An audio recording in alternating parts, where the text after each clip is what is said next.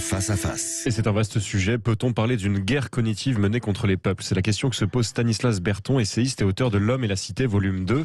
Volume 2 qu'on peut lire évidemment sans avoir lu le volume 1. Bonjour Stanislas Berton. Bonjour.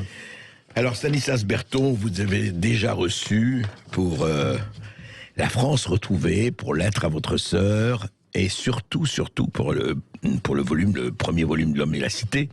Je précise, comme disait Augustin Moriot, qu'effectivement, ce n'est pas un roman feuilleton, donc on peut lire le 2 sans avoir lu le 1. C'est un recueil d'essais que vous publiez sur votre site, et c'est les essais publiés en 2021, c'est bien ça? Oui, 2020 et 2021. Voilà, 2020 et 2021. Et vous parlez de beaucoup de choses, et ce qui est intéressant, c'est que vous sortez les passages cloutés, vous faites ce que j'appelle le pas de côté. Le pas mental, le pas intellectuel, le pas de côté, c'est très important pour parler des mondialistes, des psychopathes, pour parler du Covid, des théories du complot, de la guerre de l'information, du privilège blanc, et puis vous finissez par la guerre spirituelle, on va en parler. Mais je voudrais peut-être prendre un ou deux exemples pour voir comment, et pour nous expliquer un peu comment vous faites ce pas de côté. Par exemple, la théorie du complot. Vous savez, dès qu'on le sait, et depuis 2 ans, mais c'est pas nouveau, on l'a su depuis le 11 septembre et depuis des siècles, dès qu'on sortait un peu d'une certaine doxa, justement, de certaines idées, vous étiez immanquablement complotiste. Comment ça se passe, ce mécanisme des comploteurs qui fondent le complotisme ? Oui, alors ça participe à ce que j'appelle notamment la guerre cognitive. C'est-à-dire que l'idée, c'est qu'il faut maintenir toujours les peuples, ou tous ceux qui ont question à tout, justement, dans cette espèce de nasse intellectuelle. Et je rappelle, on a trouvé ça récemment, c'est un document assez passionnant, que la genèse du mot théorie du complot apparaît quand même dans un mémo de la CIA qui date de 1967, pour dire tous ceux qui se posent des questions sur l'assassinat de Kennedy, donc sur la version officielle, eh bien, ces gens-là, on doit les accuser d'être des complotistes pour discréditer toute question légitime. Tous ceux qui mettent en question la théorie officielle sur l'assassinat de Kennedy. Voilà, et ça date. Donc, on peut trouver le document. Je l'ai posté sur mon compte Twitter. Il a été relayé. Donc, c'est un mémo officiel. De 67. De 67, je crois. Ouais, de tête. Donc, c'est une stratégie, en fait. C'est-à-dire que c'est un outil qu'on utilise pour discréditer, pour jeter l'opprobre et pour justement circuler. Il n'y a rien à voir. C'est ça. C'est-à-dire que si vous n'êtes pas d'accord avec moi, en fait, vous êtes un complotiste, au mieux, évidemment, un hitlérien de droite au pire, quoi. Voilà, c'est ça. Mais en fait, c'est la version. En fait, ceux qui veulent maintenir les peuples dans l'ignorance ont compris que l'ancienne injonction fasciste, antisémite, extrémiste ne faisait plus recette. C'est un épouvantail qui ne faisait plus peur à personne. Donc, il fallait trouver autre chose. Et maintenant, c'est complotiste. D'accord. Et alors, c'est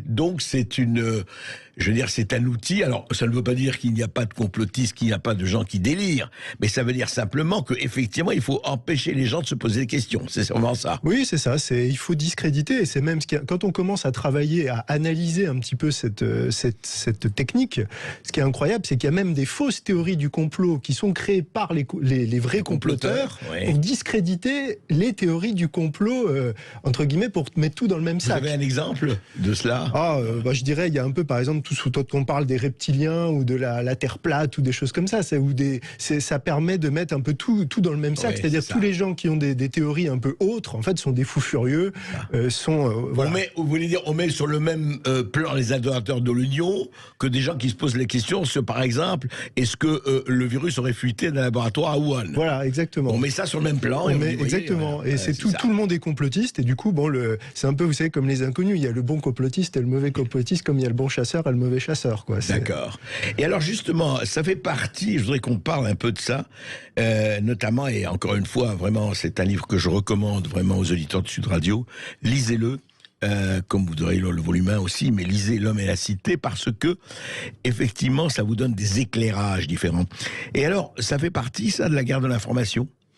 Oui, je l'ai écrit d'ailleurs dans l'avant-propos. Moi, l'objectif que j'ai avec ce livre, c'est justement de faire sortir du piège cognitif, comme vous l'avez dit très justement, de donner des pistes de réflexion aux lecteurs, et puis justement de faire ce que j'appelle cette guérilla informationnelle, puisqu'on est face à des gens qui utilisent notamment les grands médias et puis je dirais le pouvoir médiatique à leur disposition pour faire passer certaines choses. Il faut faire une guérilla informationnelle pour réinformer réinformer dans l'autre sens. C'est un peu ce que vous faites aussi dans cette émission. C'est une guerre mondiale ? Oui, absolument. Oui, c'est une guerre mondiale. Oui, c'est une guerre mondiale. Et moi, je considère même que c'est la troisième guerre mondiale.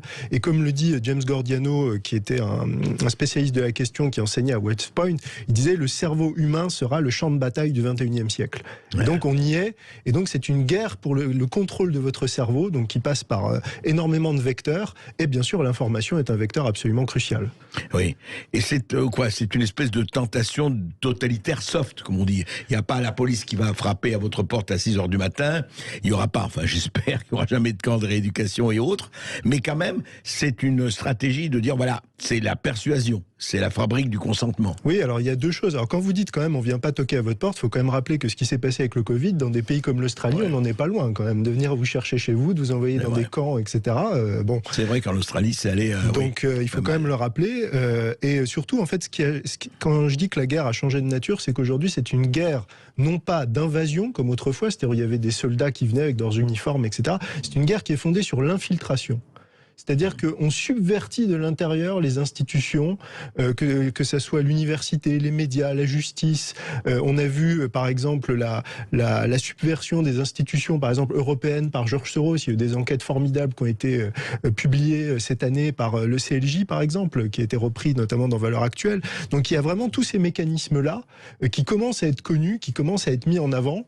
Et donc on est vraiment dans une guerre mondiale et une guerre de l'infiltration. C'est ça. Et simplement, on a l'impression quand même, Stanislas Berton, que depuis quelque temps, les gens se réveillent un peu. Il y a quand même des prises de conscience.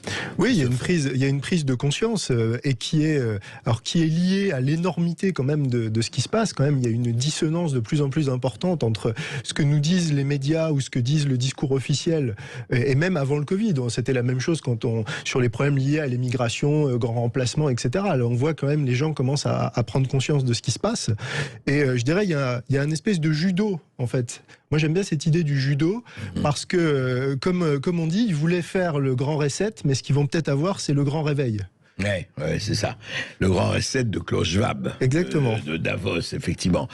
Alors, justement, vous abordez un certain nombre de choses. Alors, il y a quand même, je voudrais qu'on s'attarde un tout petit peu sur les psychopathes ou les sociopathes. Et vous dites, attention, et alors vous avez cette théorie, est-ce que c'est une théorie du complot ou pas, de cette minorité? Il y a une minorité de gens, vous parlez d'une étude que je ne connaissais pas, qui est en tout cas tout à fait intéressante, qui sont un peu, eux, en dehors des passages shootés, et qui sont des sociopathes, c'est-à-dire que vous dites que le sens du bien et du mal ou de la morale n'existe pas pour eux.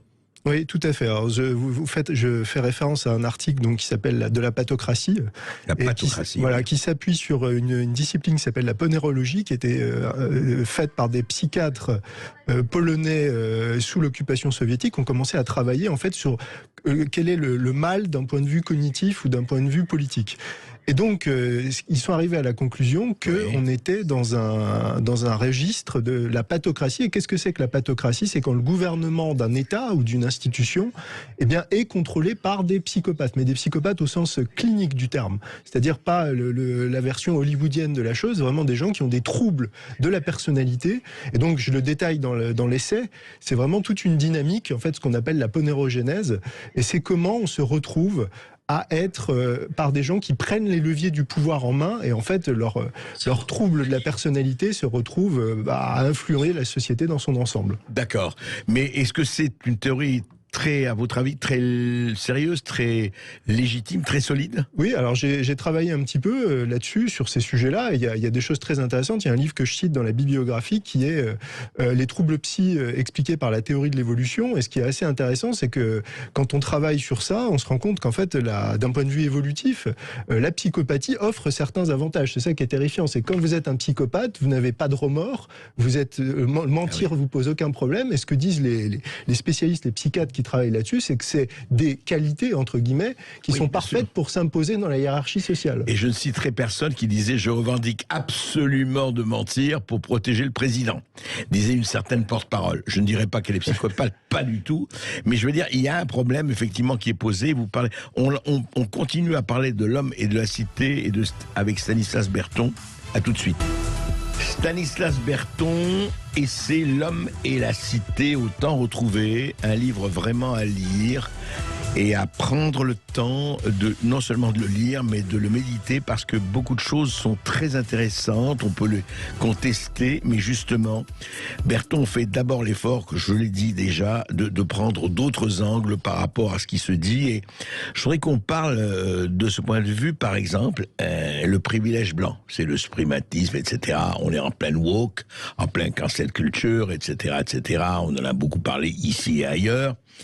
Votre interprétation de cet extraordinaire retournement des choses qui va jusqu'à déboulonner les statues et qui va jusqu'à empêcher l'auteur de Harry Potter de participer au 20e anniversaire de sa propre œuvre.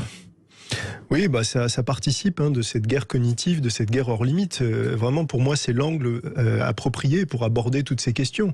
Et en fait, je parle dans le livre notamment du modèle de subversion de Yuri Bezmenov, qui était un transfuge du KGB, qui explique, qui donne le mode d'emploi, en fait, le manuel. C'est-à-dire ? C'est-à-dire, en quelques mots, c'est vous commencez par normalisation, déstabilisation, crise et normalisation. Et la normalisation, c'est en fait le stade où les valeurs, là en l'occurrence, les valeurs de la cancel culture se sont imposées en fait dans la société. Et l'objectif, c'est tout simplement de décrédibiliser, de démoraliser. Et en fait, là encore, c'est cette idée d'infiltration et de destruction de l'intérieur. Et là, en fait, qu'est-ce qui se passe avec le privilège blanc ? En fait, c'est quand on voit comment ça c'est venu chez nous, c'est la méthode en fait presque bolchevique, c'est-à-dire c'est des gens qui sont formés dans des universités américaines, qui reviennent. En fait, il y a déjà un foyer aux États-Unis, il y a souvent un ou plusieurs universitaires qui sont la cellule de base, et puis ils forment des militants, donc qui viennent par exemple de France, d'Allemagne, qui vont se former, qui reviennent et qui importent dans le pays et qui créent une cellule. Et après, la cellule continue à se développer dans d'autres universités. Et puis c'est comme c'est comme des métastases qui se mettent un peu partout. Et en fait, l'objectif, c'est on change la société de l'intérieur. Et à un moment, vous verrez qu'il faudra s'excuser d'être français en France, d'avoir des ancêtres qui étaient... vous avez vu ce qu'ils arrivent à Fabien Roussel. Oui, exactement. Français, mais ça, j'aime la viande, le fromage et le vin. Oui. Salaud, qu'est-ce que ça veut dire, ça me surprend pas, parce que vous savez, c'est la révolution dévore toujours ses enfants. Donc ça, c'est le coup classique. Et c'est moi, je trouve ce qui est terrible, c'est que c'est tous ceux qui sont ce qu'on appelle des idiots utiles, c'est-à-dire qui ne sont pas ces militants avec ce projet, mais qui sont des compagnons de route, finissent toujours par être les premiers à se faire dévorer. Ça, c'est historique. On l'a vu en Iran avec le Parti communiste. Exactement. Comment il a été phagocyté par les ayatollahs, effectivement. Et donc, oui, vous dites, oui, mais alors, c'est quoi ? C'est pour imposer une autre société, pour imposer un autre monde, un autre ordre mondial, c'est quoi ? Oui, c'est ça. C'est en fait, alors c'est le projet. Alors il n'y a pas que lui, mais il y a notamment George Soros qui nous parle de société ouverte. Alors toujours ce mot positif, mais derrière, qu'est-ce qu'il y a ? C'est la destruction des peuples, des nations, des identités. Ces gens-là font la guerre aux nations, font la guerre aux peuples historiques, font la guerre aux identités. Et ce que j'essaie de montrer dans le livre, c'est que c'est un tout cohérent. C'est-à-dire qu'il y a une dimension philosophique qui est abolir en fait tout l'ordre naturel. Ça se met ensuite au niveau religieux, on en reparlera sûrement après, et ça a des conséquences au niveau politique. Mais ce que j'essaye bien de montrer, c'est que le niveau politique, c'est le dernier niveau. C'est-à-dire que tant qu'on ne s'attaque pas à ce qu'il y a au-dessus, c'est-à-dire l'idéologie et la dimension religieuse, en fait, on ne peut pas prendre le problème à la racine. Oui, vous dites que le politique n'est pas la racine, il faut qu'il y ait l'idéologie, le spirituel. Et justement, on va en parler tout de suite, on va en parler, Stanislas Berton. Vous dites qu'il faut que la France retrouve son histoire, la chrétienté en général, le catholicisme en particulier, et que si on ne retrouve pas le Christ et le catholicisme, on ne peut pas s'en sortir. Sauf que là, quand même, une question s'impose. On sait très très bien que l'on s'en réjouisse pour certains ou que l'on déplore pour d'autres comme vous, est-ce que franchement vous allez pouvoir remobiliser une partie importante et une majorité de la population française, pour ne parler que de la France, autour de la religion? Parce que même si effectivement il y a des guerres de religion, une guerre religieuse, est-ce que le problème n'est pas plutôt une guerre de civilisation? Et est-ce qu'en vous bornant à dire catholicisme, alors est-ce que vous n'excluez pas de fait tous ceux qui ne sont pas catholiques, qui diront écoutez, nous on est prêts, on est d'accord sur beaucoup de vos idées, mais vous nous dites que si on ne jouait pas le Christ, on ne peut pas être là. Est-ce qu'il n'y a pas un problème de base? Je parle même de stratégie, sans parler du reste. Oui, alors non, mais attention, c'est parce que j'explique ça dans le livre, c'est que là, il faut revenir à ces fondamentaux, c'est-à-dire qu'on peut tout à fait avoir une France qui est catholique, mais ou dans laquelle il y a des Français qui ne sont pas catholiques. Je veux dire, la question, c'est quel est le chemin pour sortir du piège dans lequel on est tombé. Et ce que je rappelle dans le livre, c'est que il faut quand même, depuis plus de 200 ans, le catholicisme subit un feu nourri. Il n'y a aucune doctrine qui a été attaquée comme elle a été attaquée. Et moi, je pense que c'est parce que c'est l'antidote. C'est-à-dire que tout ce que les gens déplorent dans la modernité, tout ça, c'est en fait l'antidote. Le catholicisme est l'antidote à ça. Oui, mais alors, écoutez, on aura beau jeu de vous dire, écoutez, c'est bien, mais quand le catholicisme était triomphant, il y avait l'Inquisition, il y avait le journal de Bruno et Galilée. Et oui, on va vous dire, oui, vous dites ça maintenant, ça fait 2 siècles, mais enfin, le catholicisme n'est plus, effectivement, il y a eu la laïcité, il y a la séparation de l'Église et de l'État. Vous n'êtes pas contre la laïcité, quand même, vous n'êtes pas contre, la séparation de l'Église et de l'État, vous, Stanislas Berton. Alors, moi, je suis pour je pense qu'on ne peut pas construire quelque chose de durable sur des mensonges, et je pense que ça, c'est un mensonge, parce que la laïcité, la laïcité est dans le catholicisme, la séparation du temporel et du spirituel. Dieu est Dieu, César est César. Exactement, et ça, en fait, c'est la laïcité qu'on a vendue à la française, c'est une singerie de ça. Et est-ce que vous parliez, par exemple, de l'Inquisition? Alors, il y a un article là-dessus dans le livre sur le Moyen-Âge. Tout ça, ce sont vraiment des mensonges. Et l'histoire de Galilée qu'on ressort à toutes les sauces à chaque fois, Galilée était quand même l'ami du pape. Il a dédié son livre au pape. Et s'il s'est fait condamner, c'est parce qu'il s'est avancé sur des points de théologie, pas pour des questions scientifiques. Et non, mais quand on dit ça, je pense, vous savez, cette phrase magnifique de Joseph de Metz qui disait les fausses opinions sont frappées par des escrocs et ensuite dépensées par des honnêtes gens. Et je pense que c'est vraiment ça que j'essaie de remettre en cause. Oui, mais alors justement, mais vous vous heurtez quand même à des adversaires bien plus importants, notamment le pape. Le pape est absolument pas d'accord, il ne serait absolument pas d'accord, je parle du pape François actuellement, il serait absolument pas d'accord avec beaucoup de vos thèses avancées dans L'Homme et la Cité. Il est pour l'immigration, il est pour la destruction, il est pour le multiculturalisme, etc., etc., etc. Or, il est le représentant de l'Église catholique. Alors, qu'est-ce que vous faites avec ça? Moi, je partage complètement l'idée de Monseigneur Vigano qui dit que comme il y a un État profond, il y a une Église profonde, une deep church.